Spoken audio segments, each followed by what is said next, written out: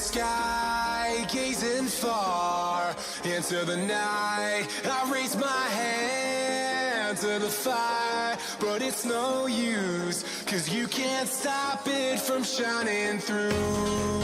It's true, baby, let the light shine through. If you believe it's true, baby, won't you let the light shine through for you.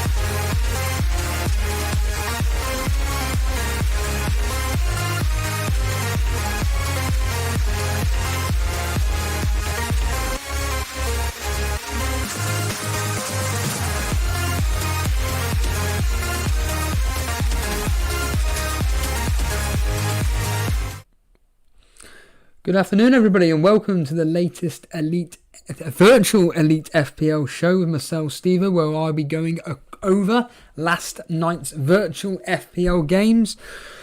Well, we had a lot of people triple captaining Salah, and we'll be getting into that in a minute, apart from one person, but we can all laugh at him in a minute, because I certainly was laughing this morning, and I think we all know who I'm talking about. But yeah, let's just quickly crack on with exactly what happened last night, because last night was quite extraordinary. Yes, it was indeed. First of all, we kicked off with the biggest joke of a team, I think, so far. I mean, yeah, we got clowns like Bournemouth, Watford, Newcastle, but I think you can throw Everton in there. Okay, maybe picking Calvert-Lewin is probably a good idea. He does seem to be scoring, but losing 2-1 at home to Sheffield United, it is pathetic.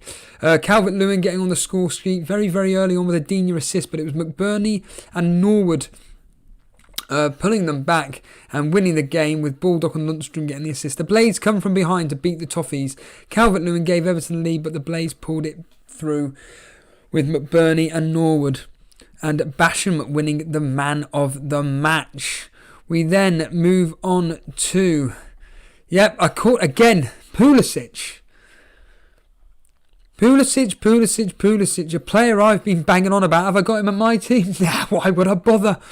Chelsea on form, another impressive display as they beat the Seagulls. Abraham and William finding the net, but Pulisic was a star man as he scores assists and collects a bonus point for a mega 14-point haul.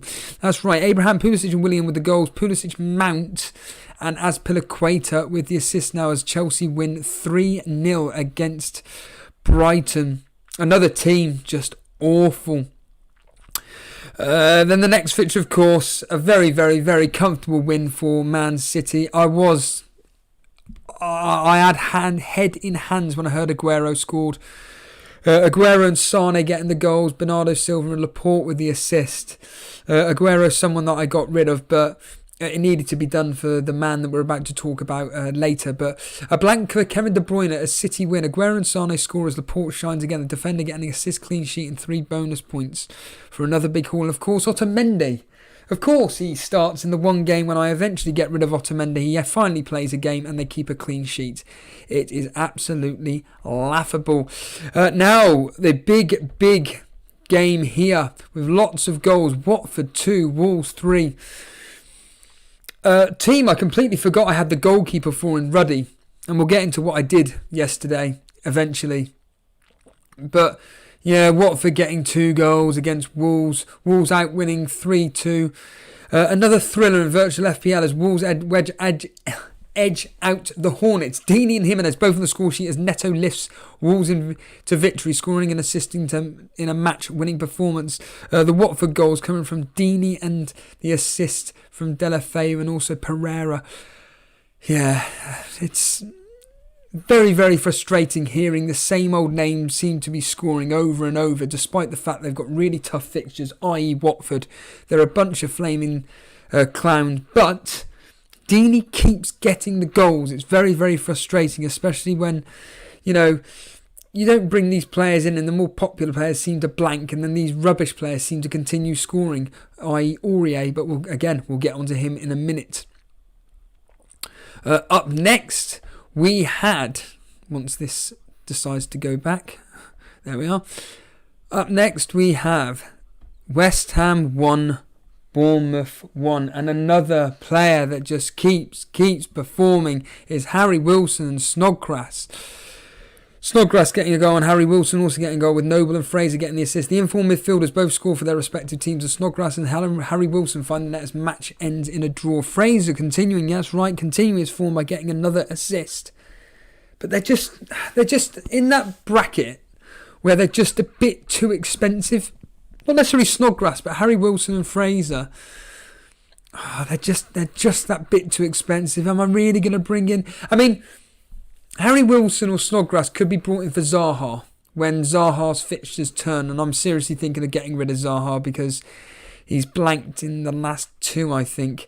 This was another game which kind of frustrated me.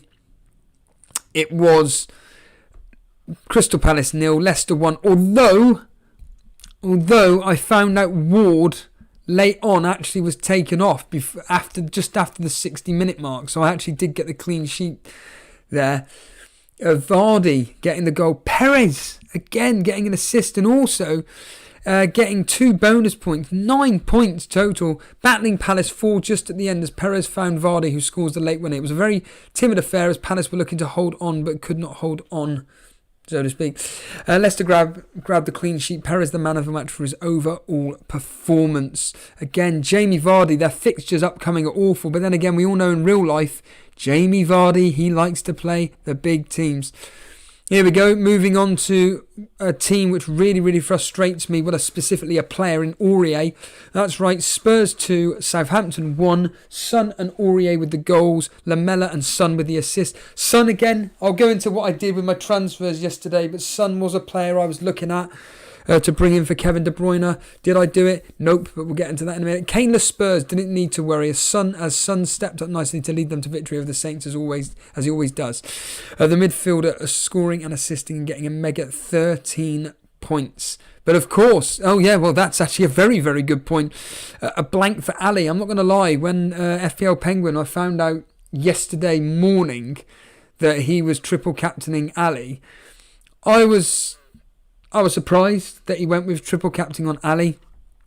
I still don't actually understand why he did it, but he did it. And I think that he panicked, and I think the reason why he did do it is because there were so many people going to be triple captaining Salah that I think that he just thought, you know what, Spurs really good at the moment, Ali's on top form. I could counter the Salah triple captainers with the putting it on Ali, but unfortunately Ali blanked, and I'm not going to lie, I laughed. I thought it was hilarious. It's always nice to see my rivals fail. Moving on, although technically he's not a direct rival. Now this is a game I've only just found out that I did actually still own Fernandes, and boy oh boy was I lucky. So yeah, Man United 2, Arsenal 2, Martial and Rashford with the goals for Man U, Pepe and Lacazette with the goals for Arsenal, Fernandes with 2 assists, Aubameyang and Torreira with the assists for Arsenal. An entertaining game as the arch rivals fight out for a draw. United take the lead through Martial, Arsenal fought back from a lead through Pepe and Lacazette, but Rashford equalised with a penalty. And like I say, Fernandes with 2 assists, and yeah, I genuinely didn't realise I kept Fernandes. I thought I got rid of him and kept Martial, but the reality is that I was just thinking, you know what, as an overall ownership factor, I think that keeping Fernandes is just paramount. You've got to keep him. I think keeping players like Salah, Kevin De Bruyne, people like Fernandes, you just have to hold on to them. You just got to, because they're always going to turn up. And like yesterday, like last night, Fernandes did turn up. And not only that, he got the 3 bonus points. Quite extraordinary. I'm a very, very lucky man indeed. Although it hasn't really shown much in the mini league that I'm about to bring up in a second. Aston Villa. Yep. Aston Villa overcome the Toons with which had controversy over the penalty which Greenish scored. Did someone say VAR? McGinn also scored with a Hourihane assist. Newcastle were just not in the game, and as you could probably make out there, Aston Villa winning 2-0. Newcastle, they are absolutely hopeless in this game. I did have Lascelles playing in that particular match, but to be honest with you, I wasn't going to play any other players. Now, this is the big one. This is the big one. Obviously, FPL Penguin was into full panic mode, full meltdown. Well, not meltdown, but you know what I mean, meltdown mode. And I'm not going to lie, I wish Salah got a hat-trick in this game. Liverpool winning 7-0. That's right, 7-0. Absolutely incredible. Dreamland, 7-0. The Reds run riot. I swear, I don't even read these Twitter things until literally now. And it's pretty much word for word saying what I'm saying out live, as mad as it sounds. Salah braced for his 45% captain as a delight. Origi also delivering with a big haul of 14 points, but it was Robertson, the guy with 18 points. The thing is that for me, I was going to initially triple captain Salah. That was genuinely my plan, but I thought, for me, there's no point. I'm not going to make up any ground because I'm only going to get an extra whatever on top of my normal captaincy. I was always going to captain him. Triple captaincy was a maybe not, and because so many were going to triple captain him, which they did, I just thought, what's the point? I'm only going to get that extra. As me and Jason always keep banging on about, the triple captaincy is pointless unless you put it on someone where not that many people are going to be using the triple captaincy on that particular player, or you triple captain someone that isn't that particularly popular that game because of captaincy and it pays off, i.e. someone like Alonso, Vardy, Aubameyang or Kane, whoever. But yeah, let's just quickly run through the goal scorers. Like I said, Liverpool 7, Norwich 0. Firmino with 1, Salah 2, Origi, Oxlade-Chamberlain, Robertson and Wijnaldum with a goal apiece. The assists, Origi with 2, Robertson, TAA, Firmino and Fabinho with 1 apiece. The Trent Alexander-Arnold assist kind of annoyed me. Of course, he had to get on the points there. Robertson, I'm not too fussed about because not that many people own him. I've already talked about Salah. Firmino was another player that I was seriously thinking of bringing in for Aubameyang, but I thought, nope, I've got a plan. I've got to stick with it. And yeah, I did stick with it. I'll just quickly bring you up what my team is, or what my team was as of yesterday. Let me just put it up on screen right now. So there it is. That was the team that I did have. It was Ruddy in goal, Alonso, Ward, Lascelles, Perez, Fernandes, De Bruyne, Zaha, Salah, Aubameyang and Ings. Yeah, so I brought in Danny Ings. This is a -8. This was last night, or yesterday afternoon, whatever. I brought in Danny Ings, Salah and Ruddy, and I got rid of Schmeichel, Kane and Martial. I've got 1 million in the bank, and quite simply this. The transfer that I'm going to do is going to be as easy as this. It's going to be Ruddy out, and I'm going to be bringing in Patrizio. Patrizio should, keyword being should, be back tonight. Tuesday. So I'm going to be bringing in Patrizio. And why? Because now Wolves are going to have a full strength defence back, and they've got Aston Villa, Norwich, Aston Villa at home, Norwich away, Newcastle at home. Admittedly, then their fixtures turned a bit horrible, but to be honest with you, there's a chance that I could just swap him out for another goalkeeper when fixtures turn in game week 20, i.e. for someone like Pickford, someone like Nick Pope. I don't know, but I think that certainly getting in Patrizio, for me, while I've got that million in the bank, is perfectly fine. I've got a decent enough team moving forward for game week 16 tomorrow, in which I'll be covering the preview tomorrow at some point, probably tomorrow morning. Lots of nice fixtures. Arsenal at home to Bournemouth, beautiful. Man City at home to Leicester, that looks like it's got goals galore in it. Spurs at home to Burnley. Now that could be a time in which to maybe bring in Son and captain Son versus Burnley. Wouldn't it be ironic if Dele Alli goes and explodes versus Burnley? And yeah, And then, of course, Penguin won't have captained him. Chelsea at home to Liverpool. That's going to be, I think, another high-scoring game. Let's just quickly look over the mini-league, because I think it's very important to look over this mini-league, the Game Week 11 Starters mini-league. Now, I know for a fact I've dropped down to 9th because I've just literally just looked at it, but look how many people use their triple captain in this. There's only 17 people in this league, because it is only for people that started in Game Week 11 onwards. So we had Gabriel de Rop top, who took a -4. He triple captained. Well, it's got to be Salah. Yeah, obviously there, it says it there. So Gabriel de Rop, that's top. He's absolutely dominating our league. I mean, dominating. He's 36 points clear of FPL defender. He had Henderson in goal, Robertson, Azpilicueta. Now this is what dreams are made of when you've got Azpilicueta in your team and he's getting you an assist. Target, De Bruyne, Salah triple captain, Traore, Fernandes, Willian, Firmino. But he has got Jota, someone to get rid of. But that is virtually almost the perfect team. De Bruyne and Traore, of all players, basically blanking. I would expect Henderson not to have kept a clean sheet versus Everton, but Kevin De Bruyne against Burnley, Traore against Brighton. Yeah, I would have expected them to come back with some returns, but unfortunately not. Now we move on to the FPL defender. Now he captained Ali, interestingly. He used his free hit, so I don't know how many... I don't think FPL defender's got that many chips left. So this is his free hit team, and look at that. Every single one of his players, apart from his captain, would you believe, and Kevin De Bruyne, returned. So Heaton, Alonso, Aurier, Van Dijk, all returning. Son was his vice-captain. He had Willian, De Bruyne, as I just mentioned, Abraham, Firmino and Rashford. Moving on to third spot, Ryan Season's team, and this is when it gets really tight now. So Ryan Season, 76 points. The big scorers there being Alonso, Gomez, Aurier, Salah captain, Snodgrass, Jimenez and Aguero. Wow, look at that. FPL mechanic, a huge 95 points. And he captained Salah. He wildcarded, so this is FPL mechanic's wildcard team. Oh, wow. Wow. So he's gone with the Leicester backup keeper and Jakupovic. Easy for me to say. Trent Alexander-Arnold, Robertson, Alonso. He's gone with De Bruyne, Ali, Traore, Snodgrass and Salah. And then up front is Calvert-Lewin and Jimenez. Wow.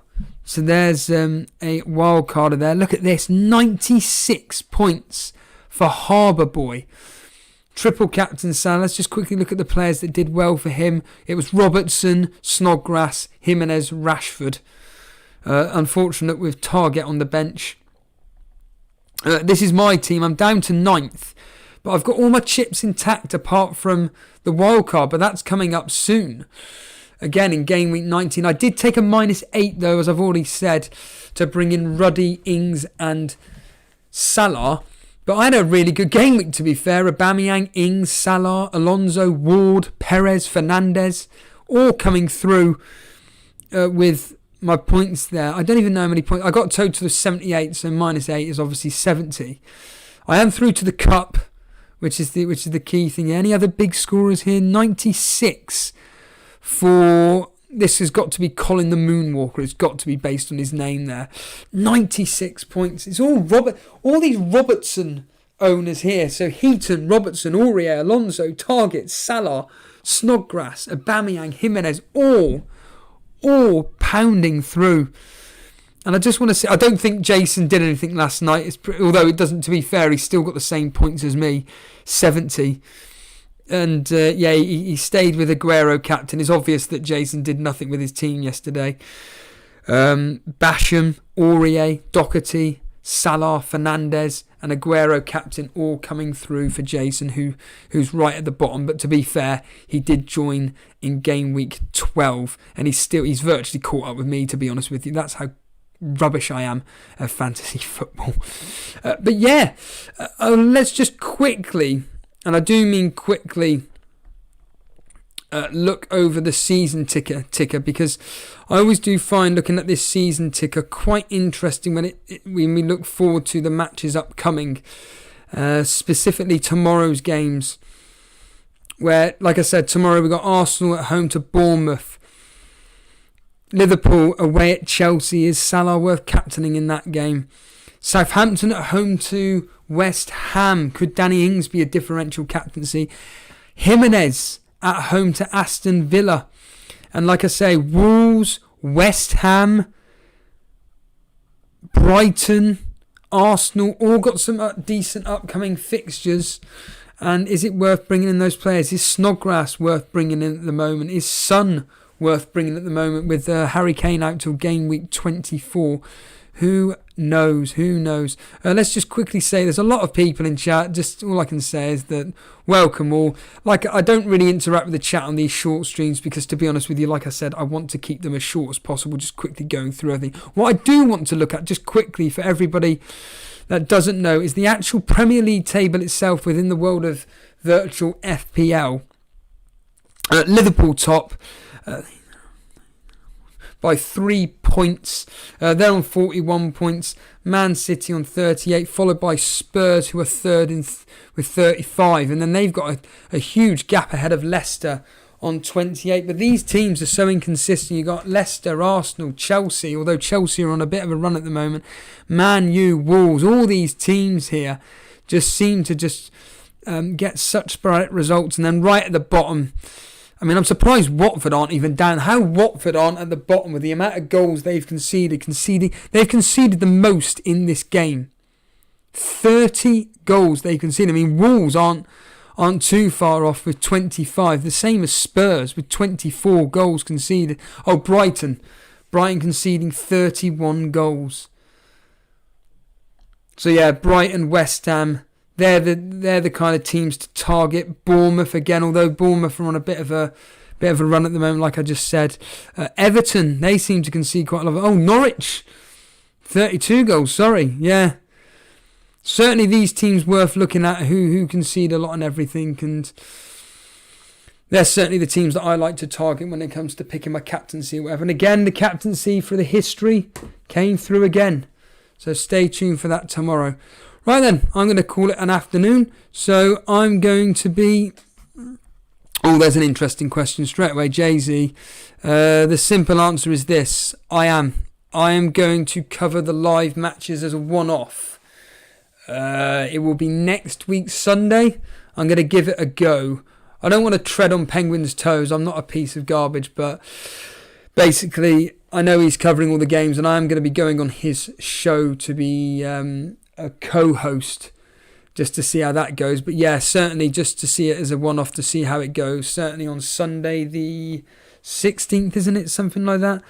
Let's just quickly check my calendar. Yeah, Sunday the 17th. I will be covering the live matches. So what will that be? Whatever that is, I'll be covering them, and trust me, I'll be going mental about everything. You never know. Anyway, all I can say is cheers for watching, guys. If you've enjoyed the video, it's the usual thing of hitting the like button. Other than that, I'll see you tomorrow for the preview.